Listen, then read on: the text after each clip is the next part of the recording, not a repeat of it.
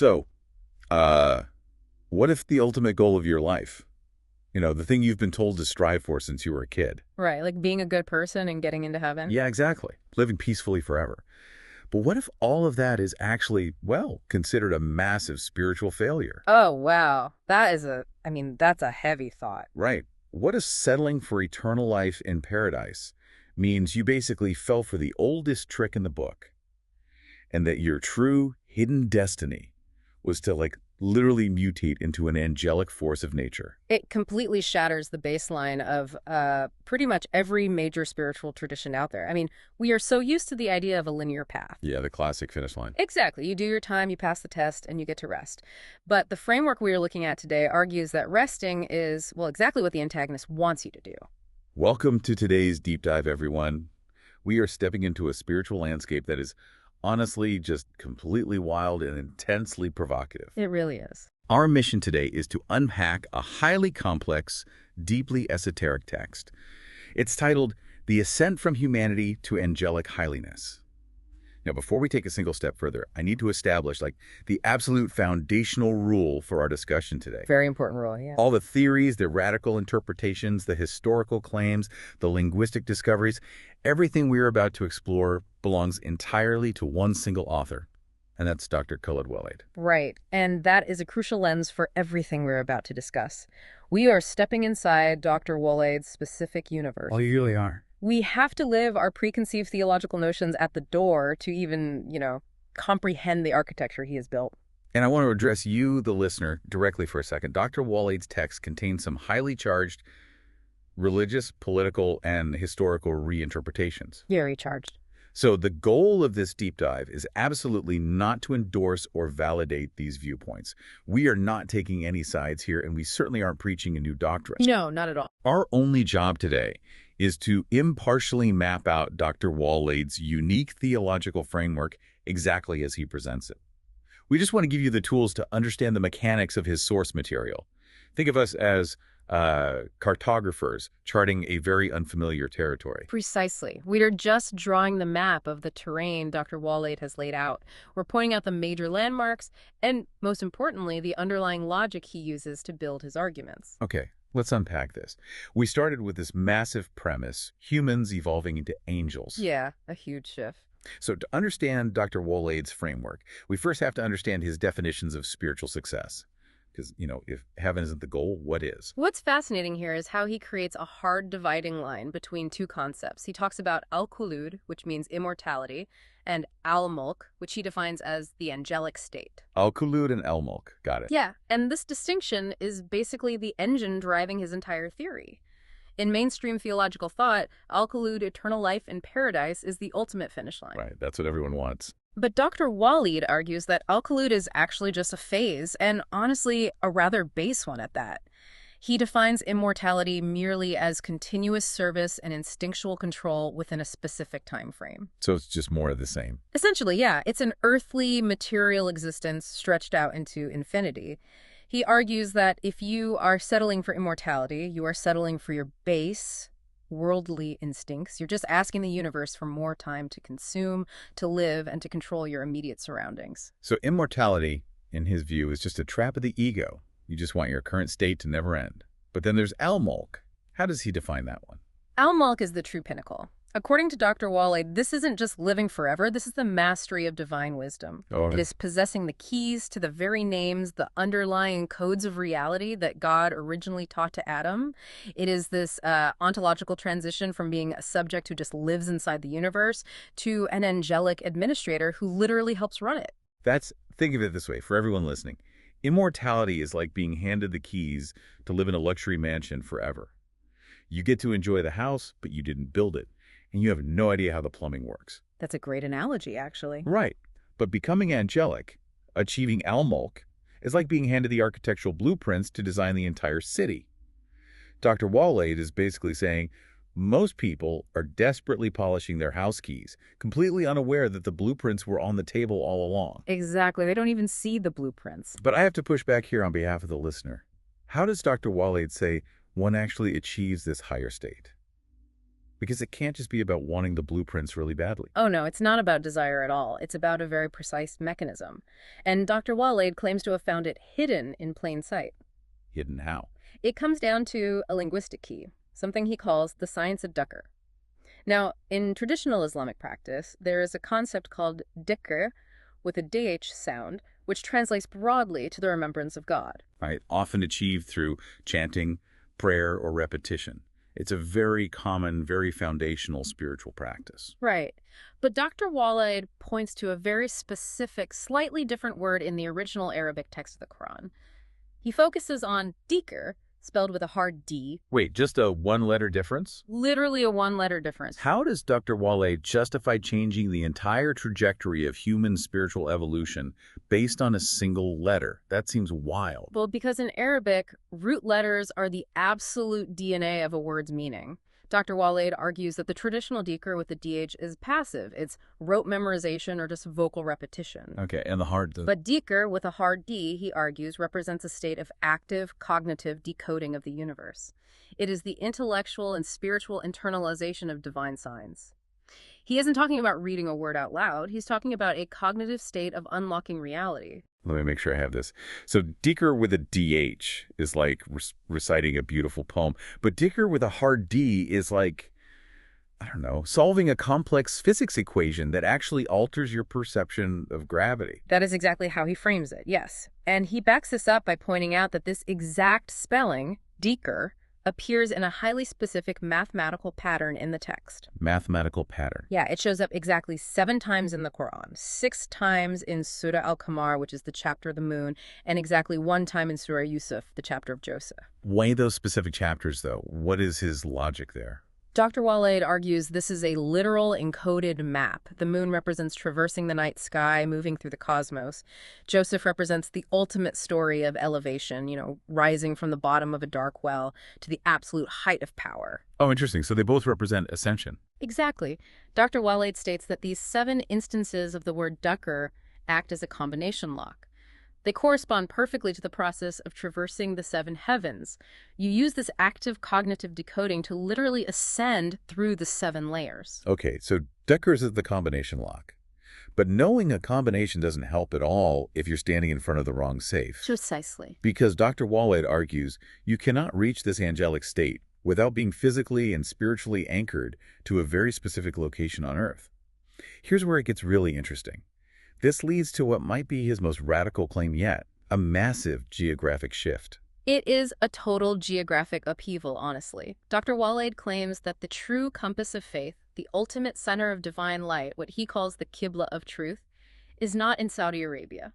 Really? Yeah. Oh. He asserts that the true center of the spiritual world is what he calls the Vaca of Jerusalem in blessed Palestine. Hold on, let's establish the gravity of what he's saying for the listener. The Qibla isn't just a point on a map. It is the gravitational center for over 1 billion people. It's the axis of the entire faith. Right. It dictates the direction of daily prayers, the orientation of burials.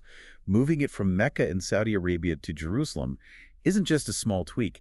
It is physically rotating the spiritual axis of the earth. How on earth does he justify that historically? He justifies it through a theory of geographical elevation that perfectly mirrors spiritual elevation. According to Dr. Waleed's reading of history, the prophets were physically and spiritually elevated away from a place he calls the Mecca of polytheism. Okay. But here is the massive twist. He locates this original Mecca of polytheism in Petra, Jordan, east of the Dead Sea.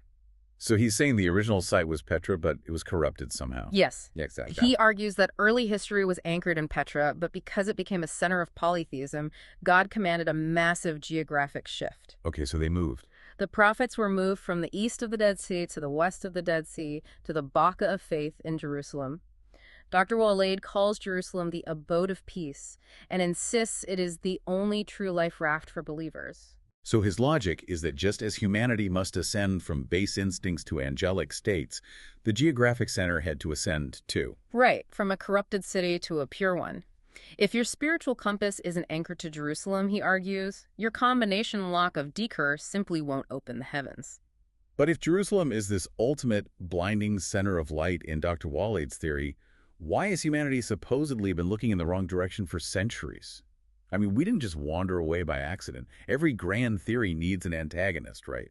a force that actively diverted us. And Dr. Waleed provides a profoundly reimagined antagonist. This brings us to his retelling of the original fall of humanity.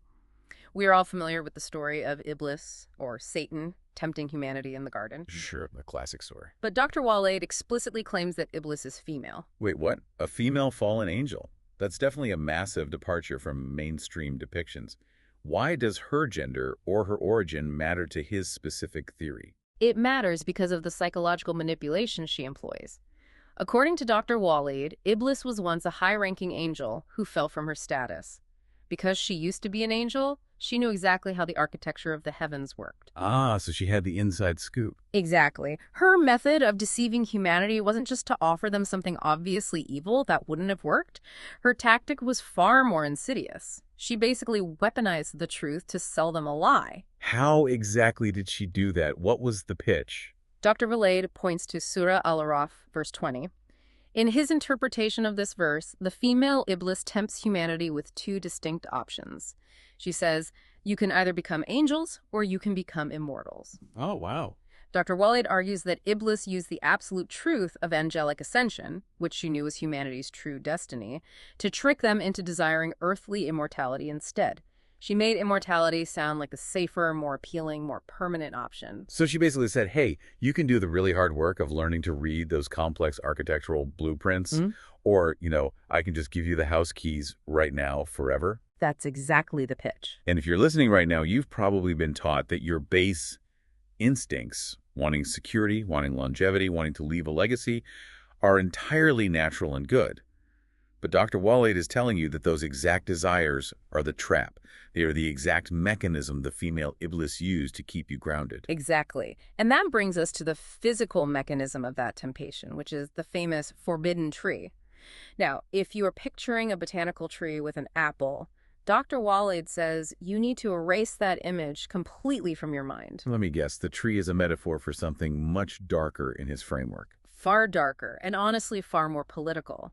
Dr. Waleed redefines the cursed tree entirely. He claims it is a corrupted human lineage. Specifically, he identifies this tree as the children of Israel, whom he directly equates with the apocalyptic figures of Gog and Magog. Wait, clarify that. Gog and Magog are usually depicted as monstrous hordes trapped behind a wall at the end of the world.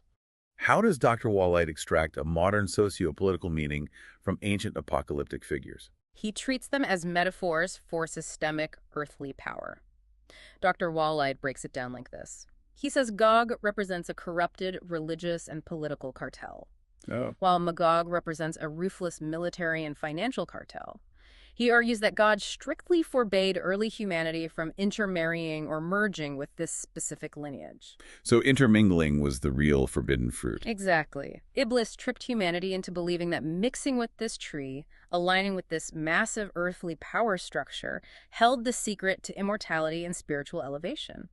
But in reality, Dr. Waleed says, eating from this tree meant polluting the spiritual bloodline. It cut them off from the heavens. Right. It stripped humanity of their cognitive ability to perform Diker and anchored them permanently to the material world of money, power, and politics. So by eating from this metaphorical tree, by merging with this geopolitical cartel, the hierarchy of humanity was fundamentally split. And Dr. Waleed uses this ancient split to explain, well, all current earthly power dynamics through a highly controversial historical lens. He does. Now, I want to pause and briefly reiterate our disclaimer here. We are breaking down Dr. Waleed's exact socio-religious categorizations so you can understand the architecture of his text. We are mapping his theories, but we are maintaining a strictly neutral stance on these deeply charged historical claims. Understood, and it's important to keep that in mind. To accurately map his framework, we have to look at his timeline regarding the fall of Israel. Okay, let's look at it. In Dr. Waleed's text, Israel is not a nation-state, and importantly, Israel is not the later patriarch Jacob that mainstream theology talks about. Dr. Waleed claims that Israel was actually a prophet who existed before Adam. Stop right there. Before Adam. That's a massive chronological disruption.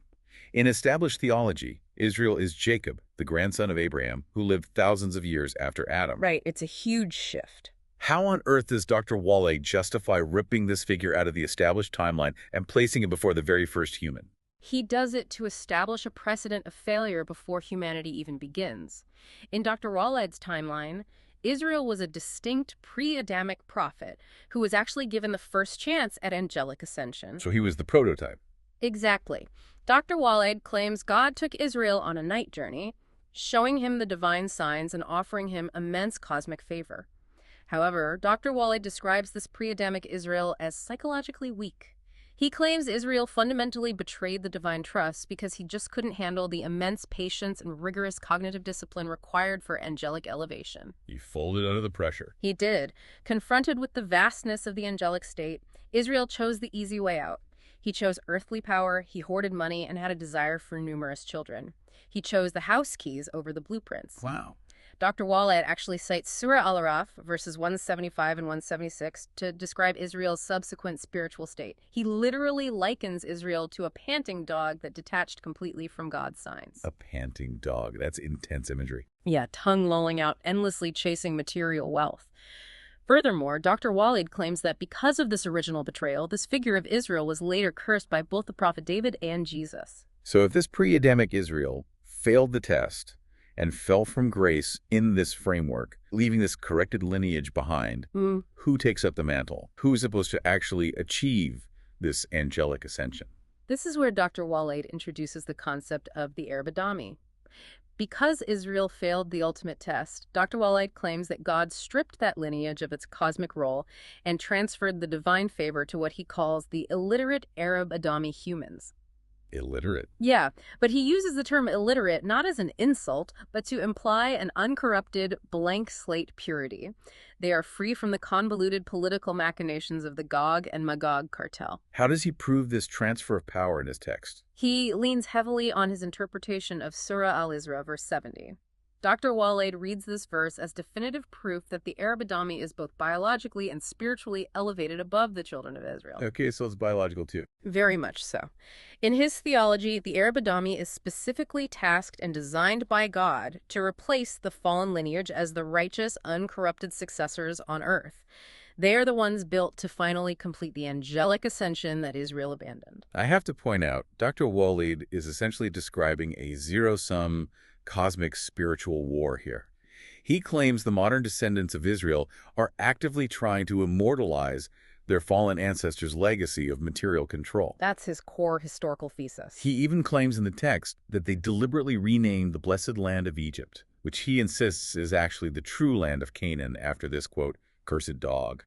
It's a framework built on an absolute, unyielding historical dichotomy. But he also promises this intense conflict will eventually end for the believer, right? He does. Despite the incredibly bleak and combative historical narrative he weaves, Dr. Waleed's text ultimately returns to a promise of profound spiritual triumph for the individual listener, which brings us to the actual mechanics of ascension. Right. How does the Adami finally reach this angelic state? Exactly. Because we've mapped the terrain. We know the destination is Al-Mulk, the angelic state. We know the combination lock is the active decoding of Deker. We know the anchor point must be Jerusalem. And we know the antagonist is this corrupted lineage pushing materialism. But what is the actual tangible mechanism of becoming an angel? Does he literally mean growing wings? To understand the mechanism, you really have to realize that Dr. Waleed redefines heaven itself. He argues that paradise is not some abstract, floaty, ethereal concept made of clouds and harps. So what is it? He claims paradise is a literal physical earth, located in higher, more elevated dimensions of the heavens. It's a tangible reality that operates on higher frequencies of energy and biological perfection. So it's a real place, you just need a different kind of biology to survive there. Exactly. And if we connect this to the bigger picture, the ultimate proof text he uses to anchor this massive claim is Surah Az-Zukhruf, verse 60. The verse reads, "If we willed, we could make angels from among you on earth." Okay, and traditionally that's metaphorical, right? Right. Historically, scholars have debated the metaphorical meaning of that. But Dr. Waleed, he takes it completely literally. He believes it is a direct biological promise. 100%. Dr. Waleed is saying that by holding fiercely onto the true Qibla of Jerusalem and by internalizing the divine signs through that 7-step cognitive process of Daik, A literal metamorphosis occurs. Wow. A person is purified by God's Spirit to such a degree that their very ontology shifts, and they are lifted to the divine throne as a newly forged angelic being. So what does this all mean for the person listening to us right now? Imagine you're digesting all this. How does Dr. Waleed connect all of this vast, sweeping, cosmic architecture directly to the reader of his text? Because he gets very personal at the end, doesn't he? He makes it profoundly intimate. According to Dr. Waleed, the very act of engaging with his knowledge is a catalyst. If you are reading his words, if you are absorbing this hidden truth about the Qibla in Jerusalem, the trap of the female Iblis and the cognitive power of dark, and you feel a sense of resonance or a spark of spiritual growth within your mind, he says that is not a coincidence. Wait, he believes that feeling is the mechanism activating. Yes. He claims that feeling is empirical proof that you are already being chosen by God for this mystic ascension. The very act of understanding his text, of unlocking your cognitive awareness, is the beginning of your mutation from a material human into an angelic administrator. Oh, wow. Let's just take a breath and recap the sheer density of what we've mapped out from Dr. Khaled Waleed today. It's a lot to take in. It really is. We started with his premise that settling for eternal paradise is a trap of the ego, and that our true destiny is A'maq, the angelic state. We explored how unlocking this requires dilk, an active cognitive decoding of the universe, rather than just passive repetition. We examined his massive geographical claim, shifting the spiritual axis of the world from a polytheistic Petra to the true Qibla of Jerusalem. We also mapped his reimagined antagonist, a female fallen angel who weaponized the truth to sell humanity the lie of earthly immortality.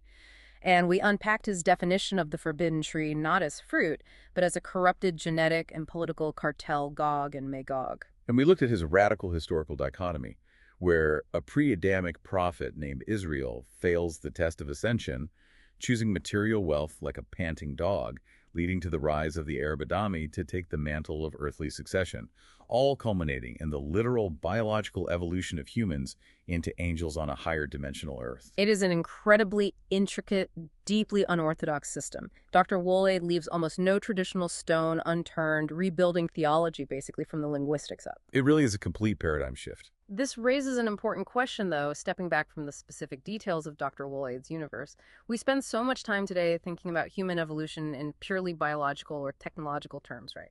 Yeah, gene editing, neural implants, AI. Exactly, becoming a multiplanetary species.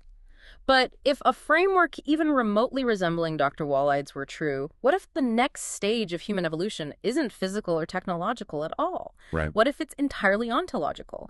A complete transition from a material, instinct-driven creature into an angelic force of nature that literally administrates the cosmos.